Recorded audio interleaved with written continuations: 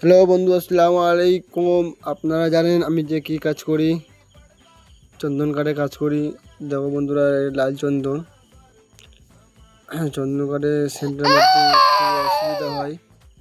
এরপরে আমার বাচ্চা, আমার ছেলে বহুত কান্নাকাটি করছে। দেখো বন্ধুরা, যে খাটের ডিজাইনটা দেখো, এটা বাইরে ঘাটে পালন বলে, পালনের ডিজাইন। তো বন্ধুরা, ভিডিওটা কেমন লাগলো আপনারা কমেন্ট করে বলবে। চন্দন কাঠ কারা কারা পছন্দ করো সেটাও বলবে। তো ইনশাআল্লাহ দেখা হবে নেক্সট ভিডিওতে।